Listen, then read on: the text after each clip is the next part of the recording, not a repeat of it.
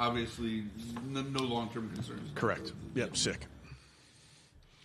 Dylan, so still in the protocol, but just don't want to push it for Sunday, or you ruled out, so you just don't think it'll be out? Yeah, just I'm not going to play him, obviously, so focus is to get better, but he's continues to do better. So is he not fully clear from the concussion protocol yet? Not just yet, but he's doing great. What has he brought to that room in terms of, because he's got experience, he's got starting experience. Just what is he? How much have they kind of leaned on him? Yeah, he fits in great in that room. Has an awesome personality. Obviously, we've been around Bailey now a couple times. Haven't had him here last season, but fits in really well with his teammates. Competes really hard out at practice. Does a great job at practice. I think all the players would attest to that. So he just has the right way about him, has played in a lot of football games, and a guy that we trust. What was Shedur's week like? I think last time we talked to you, he had any practice, so 3 practices, how did it work? Yeah, he did a good job. Obviously, for young players, young quarterbacks, you name it, the work week is structured so that it's a build-up, if you will. So every single day you're looking to learn, soak it all in, go perform, learn again, and I think he's handled the week really well. These next 48 hours, just what is your message going to be to Shedeur? Obviously, it's exciting for him to be making his first start, and obviously, all the kind of intrigue with it. What is your message to him? Yeah, his focus is to do his job for the football team, just like it is for everybody, and he knows that, and he's again handled the week really, really well. Obviously, tomorrow, the rest of today, tomorrow, about finishing touches when it comes to the game plan and really locking in and talking about owning all those details. But that's where his focus is. Tackles, Jack and Cam. Obviously, Cam no designation, but just how did you feel like they kind of went through the week? Yeah, Cam obviously came out okay, and no injury designation there. Obviously, with Jack is continuing to push it, and which I appreciate about him, and we'll see where it goes. It's just not ready to make that ruling just yet.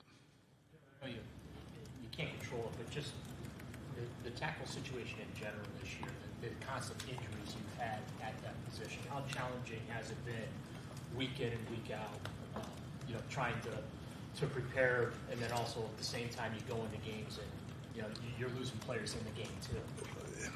It's part of the game. Injuries are a part of the game. Nothing that we like about that, but that's our job as coaches to see who's available and get them ready to play. In terms of David, how much do you think it will help Shedeur to have him back with no injury status and ready to go? Yeah, I thought obviously Dave's a big part of who we are, what we do, and so it's good to have him back out there. Good to have his energy back out there, and looking forward to obviously having him feel like himself. And then, as you know, tight ends for a quarterback are a great sense of security, if you will. So I think we have a bunch of guys that can affect the game. Go ahead. Is that something he's just going to have to manage for the rest of the year? Yeah, and I think Dave's, over the course of his career, has shown to always play through some unique injuries. But that knee, certainly, he's a warrior. You've done a lot, Kevin. When you have a new quarterback, is the prep week different? For me or for you, for just the energy of the team? I think our guys really focus on the process and the structure and the meetings and the walkthroughs. And, I think I've mentioned to you guys before, we trust all of our guys. If you're up on game day, we trust you to go do your job. And sometimes it's the backup tackle, and sometimes it's the backup quarterback, or sometimes it's a corner that goes in, whatever the position is. We trust our guys, and we really keep our focus on the work week. And I think that's the most important thing. I think it's the best thing you can do as a player, as a coach, is just keep your focus on what's important, which is all of us owning our role and doing our job. Is this the best Miles has ever played? Probably unfair for me to say. I've had a front row seat to it all. I think, the level at which he's playing is impressive, but I do think there's more there. I think like we've talked about over the years with Miles, like pay attention to how he plays the run, pay attention to the tackles for loss. I think sacks get so much attention in our NFL world, in our football world, and duly, that's fine because they're important, but affecting the game in a variety of ways is so important. So just pressuring the quarterback, harassing a quarterback, making life hard on a quarterback, but also playing the run, playing physical against the run, getting tackles for loss, taking on a double team so your teammate can make a play. So listen, the stats are what they are, and it's so impressive, but the impact on the game on a down-to-down basis, I think, is what is probably might be overlooked by some of the stats. Do you think all that said, do you think he's got an 8-sack game in him? I hope so, Tom. It'd be a good game to start that. What is the most in a game? Oh, so yeah.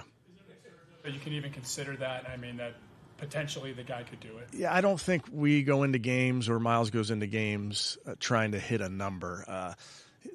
I think he goes into a game trying to do his job and affect the game in any way he can. And obviously he's had some games here where there's been multiple sacks, and that's obviously finishing the pressure with taking the quarterback down.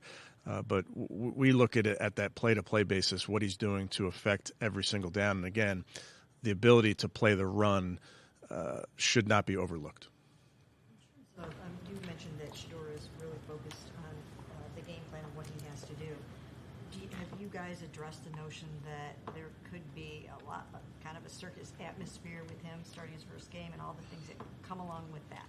Yeah, obviously conversations that I have with Shador I'll keep private.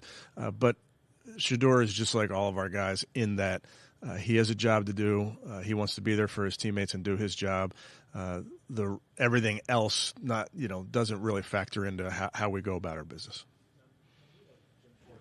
Hand out compliments all that often.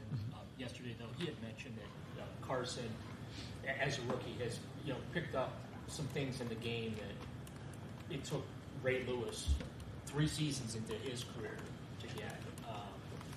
Just from your perspective, what has made Carson so good, so fast, and early on in his career, where those intricate details of the game he has been able to, pick up?